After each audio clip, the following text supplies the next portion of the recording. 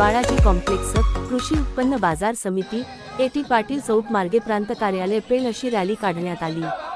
प्रांत कार्यालय येथे नंदा म्हात्रे, सीआर म्हात्रे, राजेंद्र झेंसे, प्रसाददादा भोईर, समीर म्हात्रे, नरेश गावंड, गणेश पाटील, बळीराम भोईर व इतरांनी मनोगत व्यक्त करताना पाणी टंचाईबाबत उपाययोजना करण्यासाठी काय नियोजन केले याबाबत ग्रामीण पाणी पुरवठा विभाग, महाराष्ट्र जीवन प्राधिकरण व हेटवणे विभागाच्या अधिकारी वर्गाला विचारणा केली। पेण तालुक्यातील वाशी, शिर्की, खारेपाटातील जनता गेल्या 8 वर्षांपासून हेटवणे धरण हाकेच्या अंतरावर असताना 3 दिवसाआड पाणी पुरवठा सहन करत आहे। या धरणातून पिण्याचे पाणी नवी मुंबईला 24 तास पुरवठा करण्यात येतो।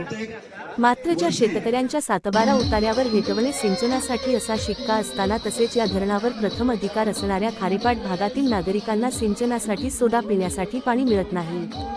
शहापाड येथून मिळणारे पाणी आता यापुढे खारेपाटाला 7 दिवस आड मिळणार आहे।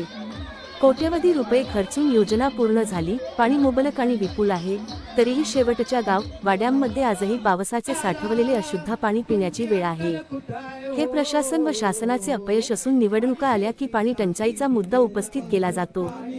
हेटवणे धरणात वाशी, शिर्की, खारेपाटासाठी गरजेपेक्षा अडीचपट अधिक पाणी उपलब्ध असून सुद्धा दररोज पाणी न देता पिण्याचे पाणी 3 दिवसांत विभागून दिले जाते। म्हणजे ही टंचाई नैसर्गिक नाही, तर नियोजनाच्या अभावातून निर्माण करण्यात आलेली कृत्रिम पाणी टंचाई आहे। त्यामुळेच हे आंदोलन, ही लढाई पाण्यासाठी, आपल्या आरोग्यासाठी, आपल्या हक्काची असून धुंडबा पाणी दे नाही तर मरण दे हा नुसता नारा नसून जनतेच्या आत्मीयतेचा आवाज आहे। राजकीय इच्छाशक्ती अभावी हा प्रश्न प्रलंबित आहे। निसर्गाऐवजी जेव्हा प्रशासन, व्यवस्था किंवा सत्ता केंद्र हे जनतेच्या जीवनावर विपरीत परिणाम करणारे घटक बनले, तेव्हा धुंडब्याचा अर्थ बदलला पण आत्मा तोच तसाच राहिला। आज धुंडबा आंदोलन म्हणजे जनतेने एकत्र येऊन शांतपणे ठाम पद्धतीने व्यवस्थेच्या दारात उभे राहून आपला हक्क मागणे हा या आंदोलनाचा उद्देश असल्याचे सांगण्यात आले।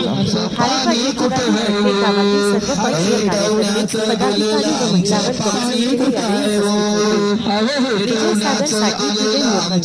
विजय सागर चॅनलला सबस्क्राईब करा। जनतेच्या हक्कासाठी, विश्वसनीय बातम्यांसाठी लाईक करा। विजय सागर।